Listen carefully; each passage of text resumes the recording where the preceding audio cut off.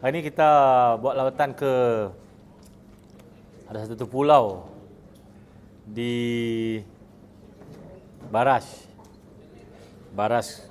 sungai di sebelah Kedah, Baras Rata Panjang belah Pulau Pinang. Di tengah tu jadi pulau. Pulau tu keluasan dia lebih kurang 6 ekar, 2.1 hektar. Pulau tu Kedah punya lah.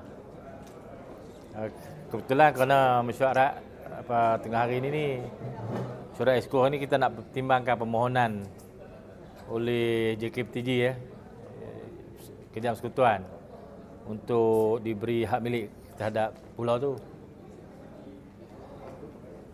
Kita adalah buat taklimat sikit oleh pengarah Lembagan Sungai Muda PLSM tadi yang jaga baras tu ada 14 baras.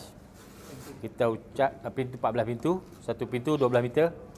Kita ucap terima kasih kepada Kejam Sekutuan yang telah meluluskan 7 juta peruntukan, dah buat penggantian kepada mesin angkat baras pam tu yang rosak. Terlepas ada satu baras rosak, pintu dia terbuka. 7 lagi tak berfungsi. 7 tu tak berfungsi tapi dia tertutup.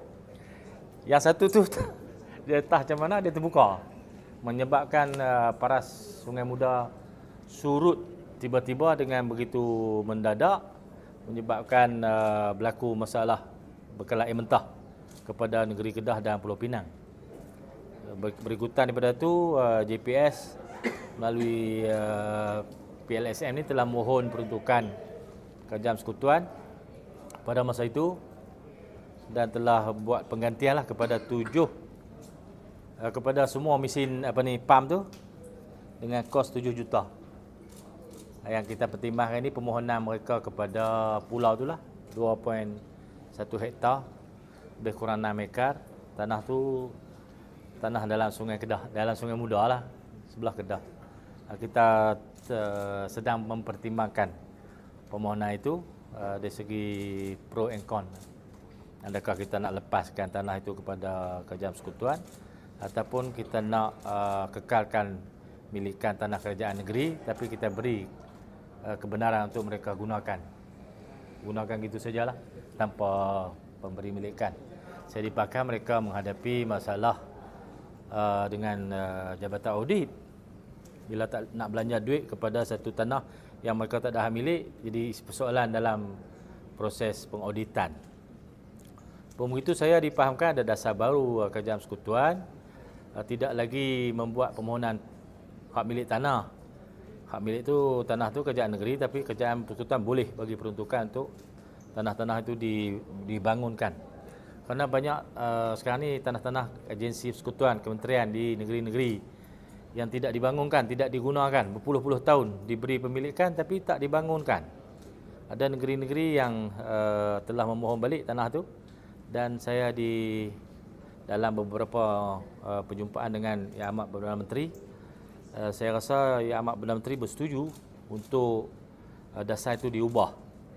Tak perlu pemberi milikan, tak perlu bayar premium, tak perlu bayar cukai, tapi Kejam Sekutuan boleh beri peruntukan untuk dibuat apa-apa infrastruktur atau pembangunan di atas tanah tu walaupun tanah tu milik kerajaan negeri.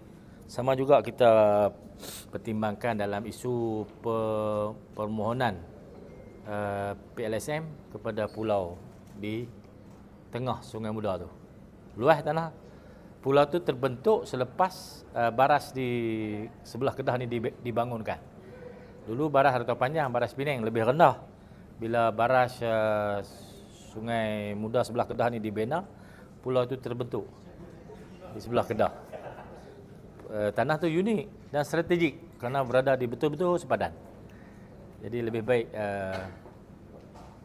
kita buat pertimbangan yang munasabah lah. Balik pada yang tanah tadi tu, yang baras, tujuan apa? Kereta minta ada cara. Mungkin mereka nak buat pentadbiran, nak buat infrastruktur, PLSM lah nak guna tanah tu. Kalau nak guna peruntukan Kejam Sekutuan, dia kena ada pemilikan, agraran. Saya kata ada dasar baru Kejam Sekutuan, tak payah pemilikan, guna saja. Tak payah bayar cukai, tak payah bayar premium, bagilah bajet. Mereka uruslah. kok mana pun dia akan jadi aset kerajaan juga, sama ada aset kerajaan negeri atau aset kerajaan persekutuan. Bukan nak pergi mana, duduk situ je. Negeri pun kalih jual aset-aset tu.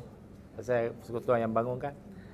Kita alu-alukanlah apa-apa agensi yang terbabit untuk beri bajet kepada PLSM untuk bangunkan tanah tu lah 6 ekar lebih kurang.